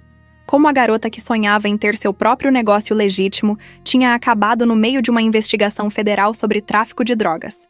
"Você está quieta demais", meu pai comentou. "Só pensando." "Sobre?" "Sobre como tudo isso começou com algo tão simples quanto descobrir uma traição." "E agora?", gesticulei vagamente. "Isso. A vida tem um jeito de escalar", ele disse. "Mas você está sendo forte. Mais forte do que eu esperava, para ser honesto." "Não me sinto forte. Me sinto aterrorizada." "Força não é não ter medo, filha. É ter medo e fazer o que precisa ser feito mesmo assim." Naquela noite, não consegui dormir novamente. Fiquei deitada ouvindo os sons do apartamento, cada rangido me fazendo pular. Por volta das 2 da manhã, desisti e fui para a cozinha fazer chá. Encontrei meu pai lá, também não conseguindo dormir. "Quer companhia?", ele perguntou. "Sempre." Sentamos à mesa da cozinha em silêncio confortável por um tempo. Então meu pai falou. "Sua mãe teria lidado com isso melhor do que eu." "Não acho. Você está sendo incrível, pai. Estou apenas tentando manter minha filha segura. Mas sua mãe, ela sempre soube o que dizer, o que fazer. Eu me sinto perdido." "Bem-vindo ao clube." Tomei um gole do chá. "Pai, posso te perguntar uma coisa?" "Qualquer coisa." "Você acha que eu deveria parar? Aceitar um acordo, me afastar de tudo isso?" Ele pensou por um longo momento antes de responder. "Acho que você precisa fazer o que sua consciência diz que é certo. Mas se me perguntar o que eu quero, quero minha filha segura, viva, feliz. O resto eu não me importo. Mas outras pessoas vão se machucar se eu parar. O esquema continua. E isso é responsabilidade sua?" Ele me olhou seriamente. "Bia, você já fez mais do que deveria. Já expôs as fraudes, já forneceu evidências, já arriscou sua segurança. Ninguém pode te culpar se decidir que já foi longe demais. Mas eu me culparia. Ele suspirou. Eu sei, você tem muito da sua mãe em você. Aquele senso irritante de fazer o certo mesmo quando custa caro. Irritante? Irritante para mim, que só quero proteger você. Mas admirável também. Na manhã seguinte, tive uma visita inesperada. Mariana apareceu no prédio, pedindo para falar comigo. Os agentes estavam prontos para dispensá-la, mas algo me fez aceitar. Ela estava diferente. Sem a maquiagem impecável e as roupas de grife, parecia menor, mais jovem, mais vulnerável. Sentamos na sala, uma tensão estranha entre nós. Não sei por que vim, ela começou, olhando para as próprias mãos. Só sei que precisava. Ok. Ricardo está... Ele está desmoronando. Não dorme, não come direito. Só fica no telefone o tempo todo tendo conversas sussurradas que interrompe quando eu chego perto. E você quer que eu sinta pena dele? Não, não é isso. Ela finalmente me olhou. Eu quero te pedir desculpas. Pisquei, surpresa. Desculpas. Eu sabia que ele era casado. Sabia e não me importei. Disse a mim mesma que se você não conseguia mantê-lo feliz, o problema era seu, não meu. Eu era jovem, ambiciosa, e ele me ofereceu tudo o que eu achava que queria. E agora? Agora eu percebo que ele me ofereceu mentiras embrulhadas em papel bonito. Tudo que ele te fez está fazendo comigo também. As mentiras, a manipulação, me manter afastada de certas partes da vida dele. Você descobriu sobre o dinheiro. Ela assentiu. Encontrei documentos. Não entendi tudo, mas entendi o suficiente para saber que era muito, muito ruim. Quando tentei perguntar, ele me assustou. Nunca tinha me assustado antes. Ele te machucou? Não fisicamente. Mas a forma como olhou para mim, como falou, percebi que eu não o conhecia de verdade. Assim como você não conhecia. Parte de mim queria ter compaixão dela. Parte de mim ainda a odiava por ter destruído meu casamento. As duas partes guerreavam dentro de mim. O que você quer de mim, Mariana? Quero saber se estou em perigo. Se deveria fugir, ir embora antes que seja tarde. Honestamente? Não sei. Mas se eu fosse você, sairia dessa situação o mais rápido possível. A polícia... Eles vão querer falar comigo? Provavelmente. Você sabe coisas. Viu coisas. Isso te torna uma testemunha. Ela ficou pálida. Eu não posso testemunhar contra ele. Essas pessoas, elas vão vir atrás de você? Sim, possivelmente. Bem-vinda ao meu mundo. Não consegui manter a amargura da minha voz. Como você aguenta? Viver assim, com medo o tempo todo? Porque a alternativa é deixar ele sair impune. Deixar essas pessoas continuarem fazendo o que fazem. E eu não consigo viver com isso. Mariana ficou quieta por um longo momento. Você é mais forte do que eu. Não sou, só estou mais desesperada. Depois que ela foi embora, contei para Felipe sobre a visita. Ele imediatamente sugeriu que eu informasse o agente Santos. Ela pode ter informações úteis, ele argumentou. Ou pode ser uma armadilha. Ricardo pode ter mandado ela aqui para ver o que eu sei. Você acha mesmo que ela estava fingindo? Pensei sobre a forma como Mariana tinha tremido quando falou de Ricardo, o medo genuíno em seus olhos. Não, acho que ela está realmente assustada. Então deveríamos ajudá-la, oferecer proteção em troca de testemunho. E se ela recusar? Pelo menos tentamos. O agente Santos ficou muito interessado quando soube sobre a visita de Mariana. 48 horas depois, ela estava sentada em outra sala de interrogatório, contando tudo o que sabia. E ela sabia bastante. Nomes, datas, lugares de reuniões. Coisas que eu nunca tinha tido acesso porque Ricardo me mantinha completamente afastada daquele lado da operação. Mas com Mariana, ele tinha sido mais descuidado. Talvez por arrogância, talvez porque a subestimou. Ela vai precisar de proteção também, o agente Santos me disse depois. Talvez até mais que você, considerando o quanto ela sabe. Ela vai aceitar? Já aceitou. Disse que prefere viver com medo sob proteção policial do que viver aterrorizada sozinha. Era estranho pensar que Mariana e eu estávamos agora do mesmo lado, unidas contra o homem que ambas tínhamos amado e que ambas descobrimos ser um monstro. As semanas seguintes foram uma névoa de depoimentos, documentos, reuniões estratégicas. Felipe e doutora Helena trabalhavam incansavelmente, construindo não apenas o caso de divórcio, mas também fornecendo suporte à investigação criminal. O divórcio é quase secundário agora, Felipe me disse uma noite. Assim que Ricardo for preso, o processo vai se resolver rapidamente. Todos os bens vão ser congelados como produto de crime de qualquer forma. Então eu não vou ficar com nada? Você vai ficar com sua parte legítima. A empresa tinha receita real de clientes reais. Essa parte é sua. Mas os milhões que Ricardo escondeu? Esses vão para o governo. Não quero dinheiro sujo de qualquer forma. Eu sei. Mas você vai precisar de algo para recomeçar. Recomeçar. A palavra parecia tão distante, tão impossível. Como eu recomeçaria depois de tudo isso? Quem contrataria alguém cuja empresa foi usada para lavar dinheiro do tráfico? Como eu confiaria em alguém novamente? Um passo de cada vez, Felipe disse, lendo meus pensamentos. Primeiro resolvemos isso, depois pensamos no futuro. O futuro chegou mais rápido do que esperávamos. 1 mês e 3 dias depois da primeira reunião com o agente Santos, recebi um telefonema às 6 da manhã.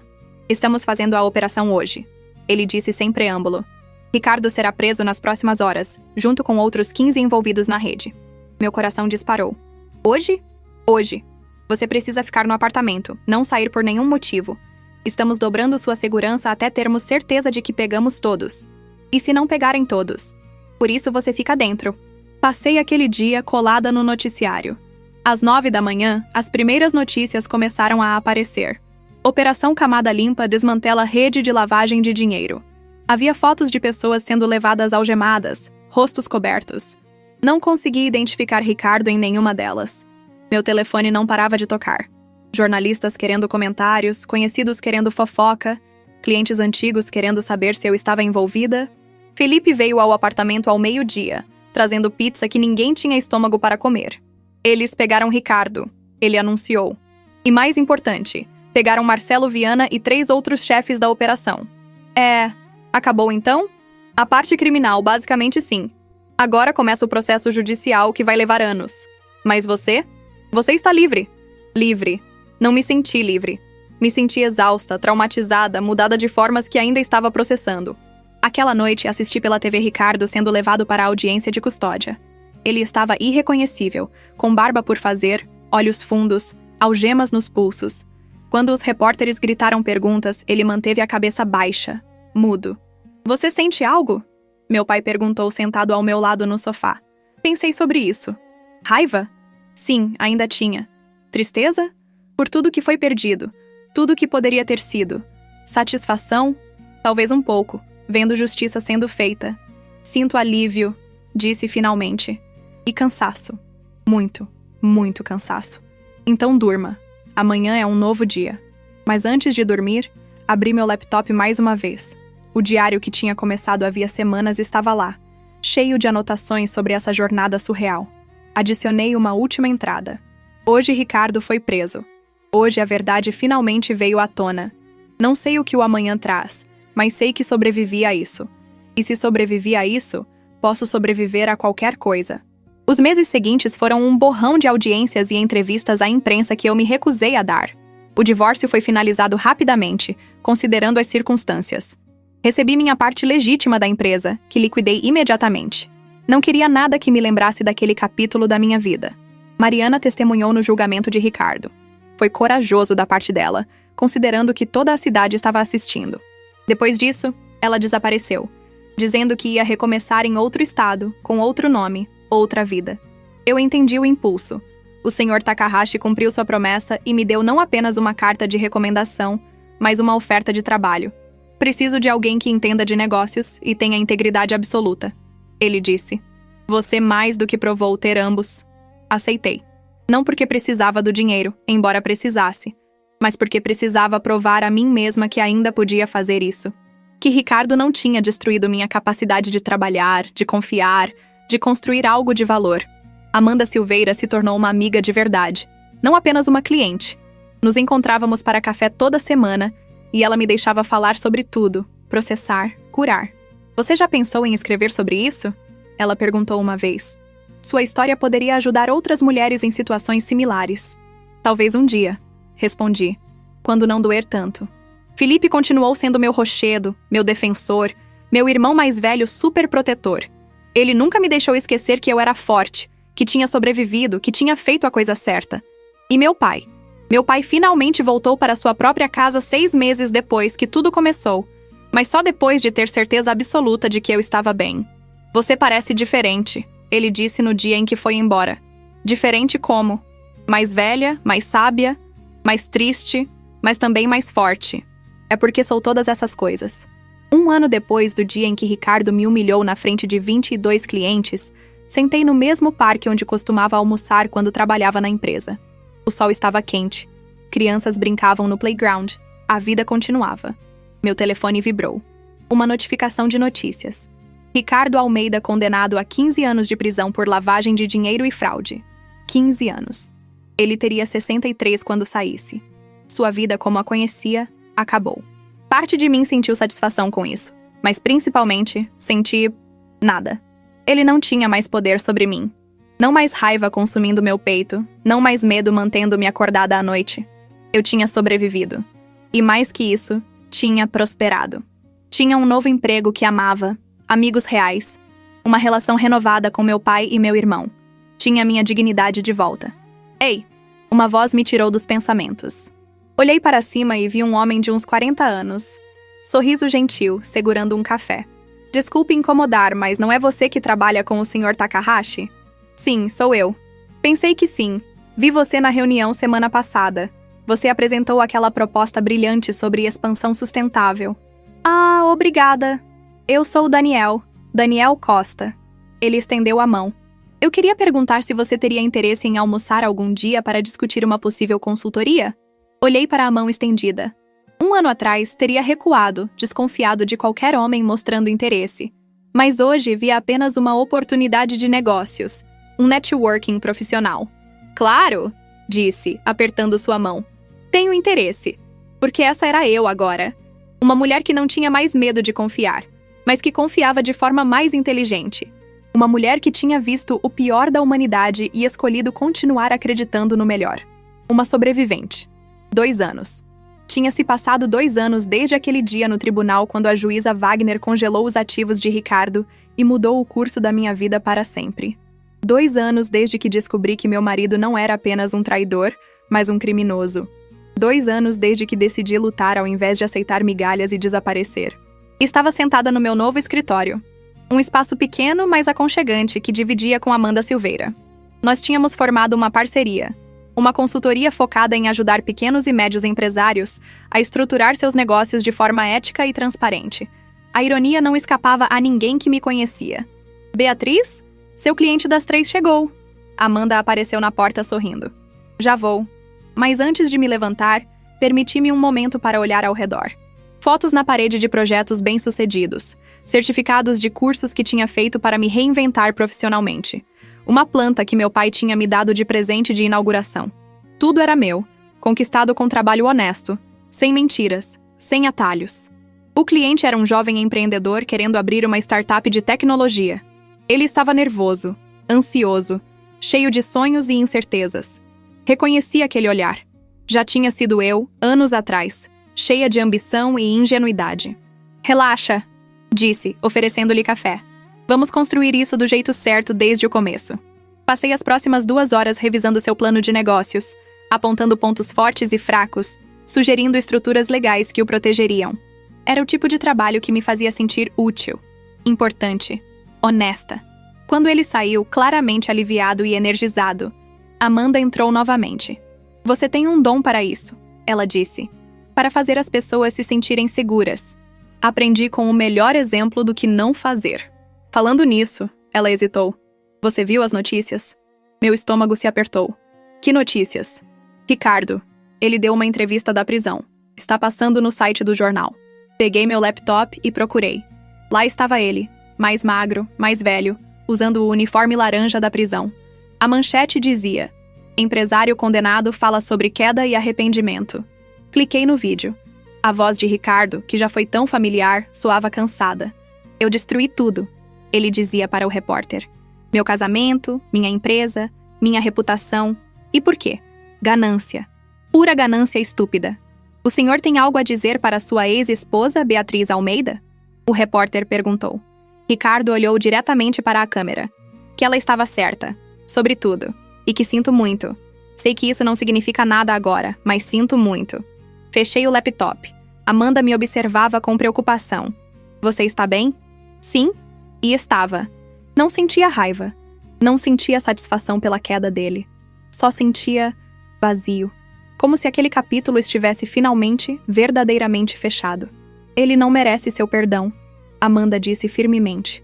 Não é sobre o que ele merece. É sobre o que eu preciso. E eu não preciso carregar essa raiva mais.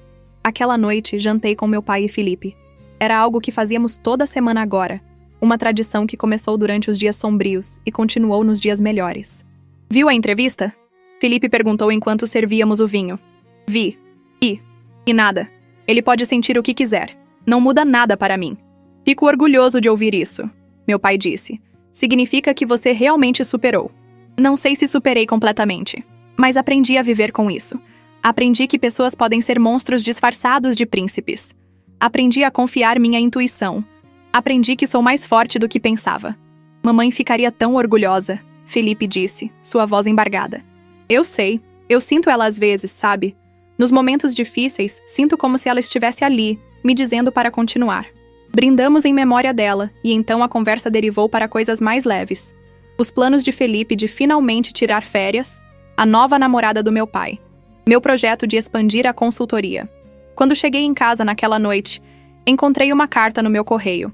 Sem remetente, apenas meu nome escrito à mão em uma caligrafia que reconheci imediatamente. Mariana. Hesitei antes de abrir. Não tinha tido notícias dela desde que desapareceu depois do julgamento. Parte de mim tinha se perguntado se ela estava bem, se tinha conseguido recomeçar como planejava.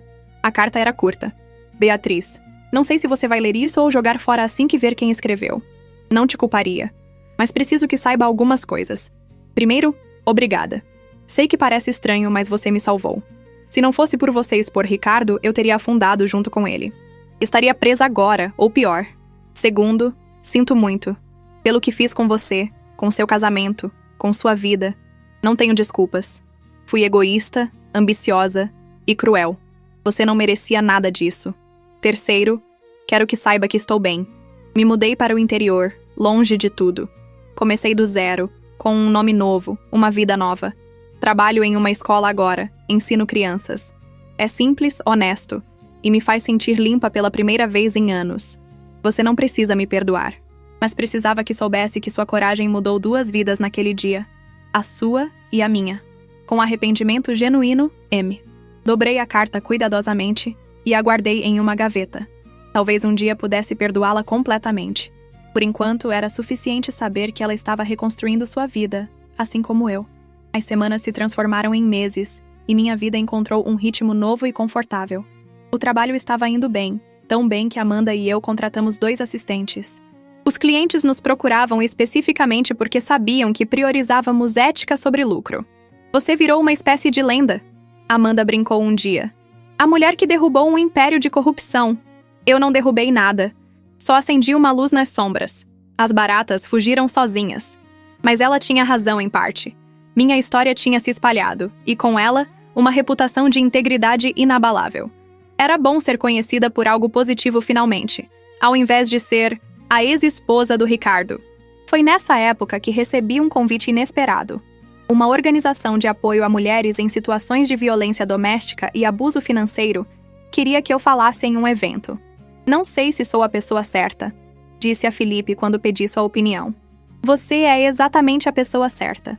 Você viveu isso, sobreviveu e está prosperando agora. Isso é exatamente o que essas mulheres precisam ver. Mas falar sobre isso publicamente, expor tudo novamente... Você não precisa expor nada que não queira. Mas sua história, Bia, ela tem poder. Poder de inspirar, de encorajar, de mostrar que é possível sair do outro lado. Aceitei o convite. O evento foi em um auditório pequeno, cerca de 50 mulheres presentes. Algumas com olhos nervosos, olhando por cima do ombro. Outras com expressões vazias, como se tivessem desistido de sentir qualquer coisa. Reconheci aquele olhar. Tinha visto no espelho não muito tempo atrás. Subi ao palco com as mãos tremendo. Mas quando comecei a falar, quando vi os olhos dela se iluminando com reconhecimento, com esperança, algo em mim se acalmou.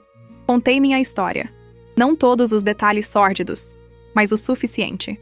A traição, a humilhação pública, a descoberta dos crimes, a decisão de lutar. E mais importante, contei sobre o depois. Sobre reconstruir, sobre curar, sobre aprender a confiar novamente. Vocês não precisam ser vítimas para sempre, disse, olhando para cada rosto. Eu sei que parece impossível agora. Eu sei que estão com medo, que dependem deles financeiramente, emocionalmente. Eu estava lá, mas vocês são mais fortes do que pensam. E há pessoas que vão ajudar. Advogados, organizações, abrigos, amigos, família. Você não está sozinha. Depois da palestra, várias mulheres se aproximaram. Algumas apenas para agradecer, outras para compartilhar suas próprias histórias. Uma em particular me marcou. Ela tinha talvez 25 anos, olhos verdes cheios de lágrimas. Meu marido, ele controla todo o dinheiro. Eu não tenho acesso a nada. Como eu saio sem nada? Peguei as mãos dela. Você sai com você mesma. E isso é tudo o que precisa.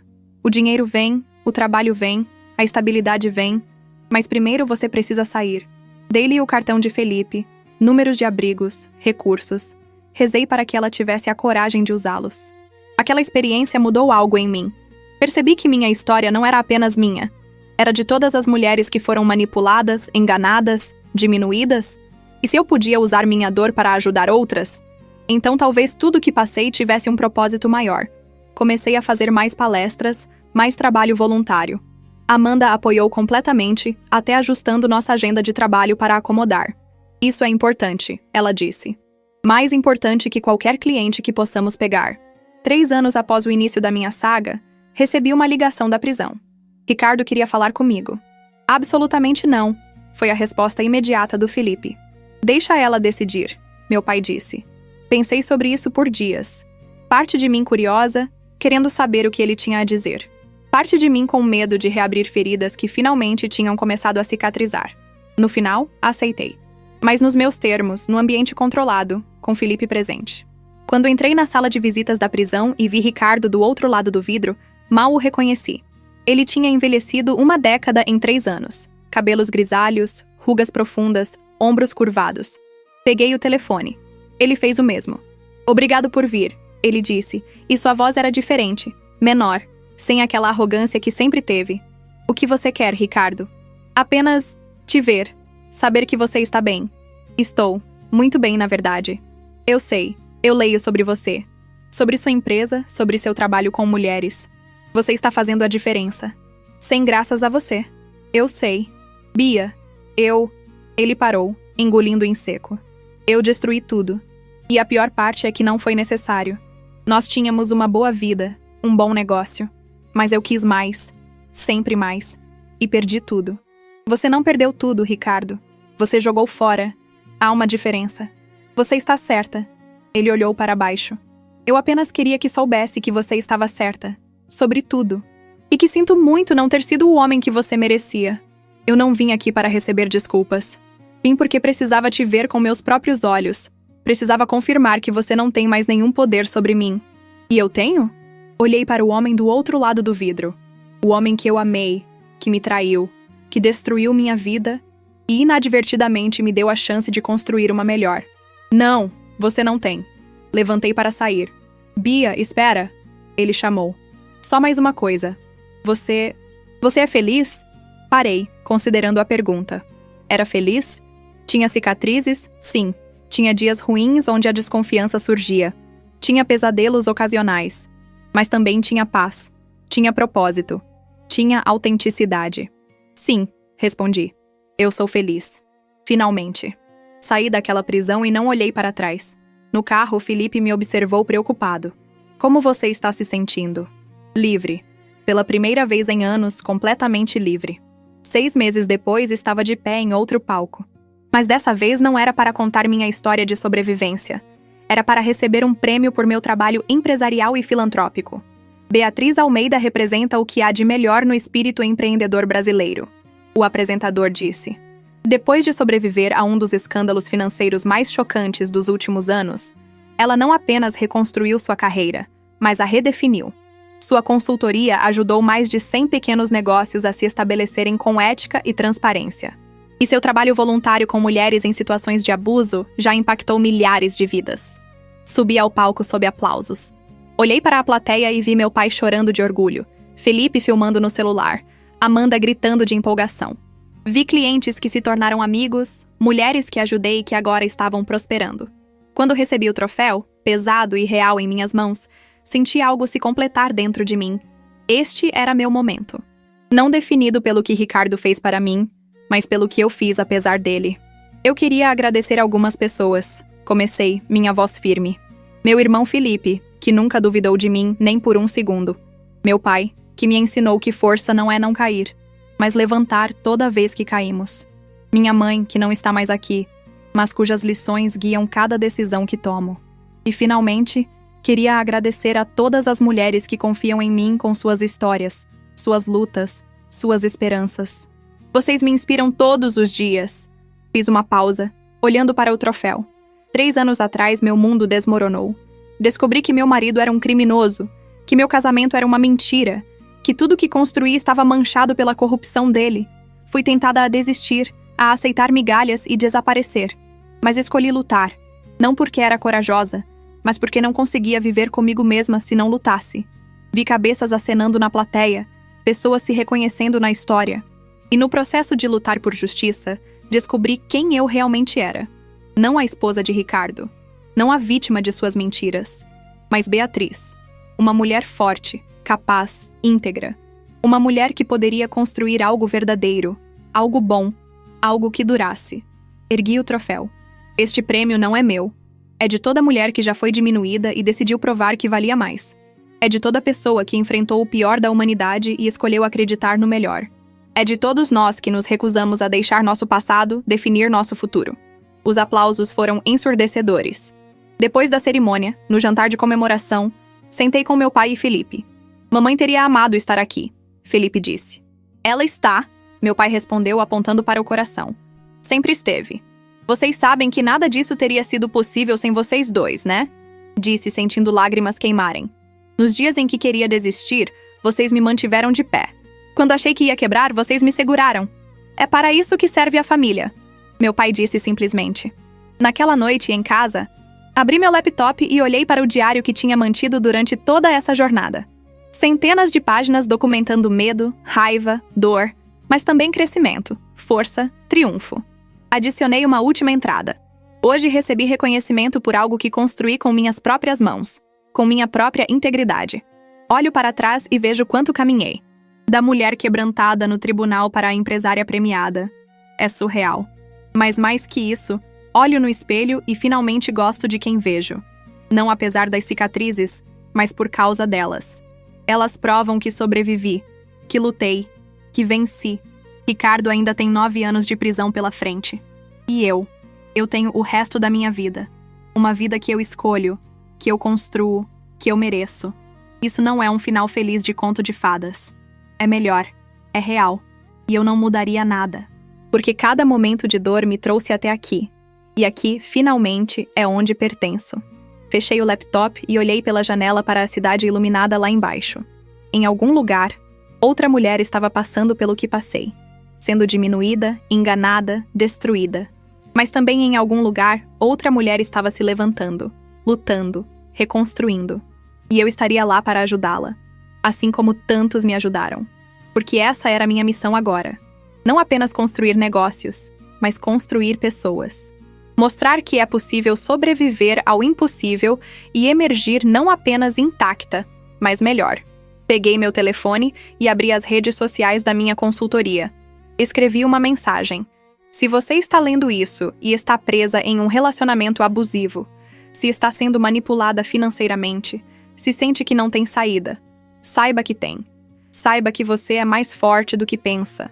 Saiba que há pessoas prontas para ajudar. Minha porta está sempre aberta. Você não está sozinha. Nunca esteve. Postei e, em minutos, as respostas começaram a chegar.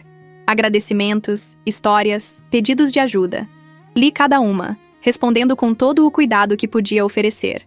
Porque no final era isso que importava. Não o dinheiro que recuperei, não o prêmio que recebi, não a vingança que executei, mas as vidas que toquei, as mulheres que ajudei, o bem que coloquei no mundo. Ricardo tinha tentado me destruir, mas ao invés disso, me forjou em algo mais forte, mais brilhante, mais verdadeiro. E essa era a melhor vingança de todas. Viver bem, viver honestamente, viver completamente. 3 anos depois daquele dia terrível no escritório, eu tinha finalmente, verdadeiramente, vencido. Não porque Ricardo estava na prisão, mas porque eu estava livre. Se esta história tocou você, se inscreva no canal e deixe nos comentários de qual cidade você está nos ouvindo.